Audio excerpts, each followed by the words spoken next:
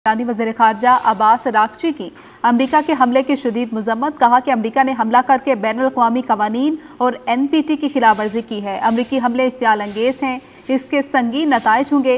Iran खुद मुख्तारी, मुफादात और अवाम के दिफा के लिए तमाम ऑप्शन महफूज रखता है। आपको बताते चलें कि ईरानी वज़ीर ख़ारजा अब्बास अराग़ची की अमरीका के हमले की शदीद मज़म्मत सामने आई है। मैडम कंटिन्यू करते हैं, जिस तरह से आपने रजीम चेंज का रेफरेंस दिया है इसी पर बात करते हैं। हम देखते हैं कि जब भी जंगें होती हैं, इवन के पाकिस्तान और भारत की जंग का ही रेफरेंस देते हैं, तो सियासत पर तो असर पड़ता है। तय बतय हमले होते हैं, ओपोजिशन भी सवाल उठाती है। जैसे भारत में हमने देखा कि मोदी से अवाम मुतनफ़र हुई और जवाब मांगा, इस्तीफ़ा भी मांगा, मोदी सरेंडर की आवाज़ें भी हमने सुनी। आपको लगता है कि ईरान में भी रजीम चेंज के हवाले से कुछ इम्कानात मौजूद हैं?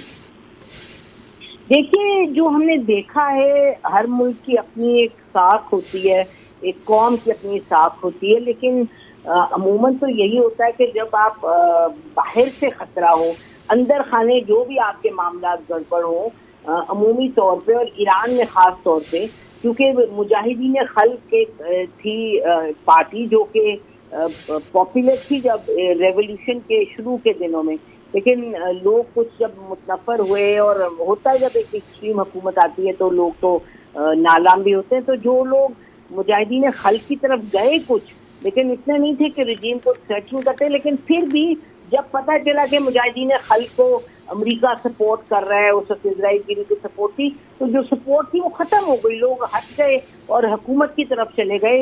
हालांकि रेवोल्यूशन वाली गवर्नमेंट थी जिससे कुछ लोग खुश नहीं थे, लेकिन आज तो अब हद हो गई है ना। अब तो जो कर रहा है अमेरिका मिलके उसके साथ, इजराइल के साथ, तो वो तो ईरान को हर लेवल पे थ्रेटन कर रहा है। तो इस वक्त तक देखिए ना, वही जो इनके बैठे हुए वेस्टर्न चैनल्स पे आज से 10 दिन पहले ऊंचा ऊंचा कह रहे थे कि जी अब देखें, ये तो रजीम में इतना लोगों को इतनी नफरत है, इतने मुतनफ़िर हैं और वो हट जाएंगे, इसको छोड़ेंगे, इस हुकूमत को चाहेंगे कि ये बिल्कुल कोलैप्स कर जाए।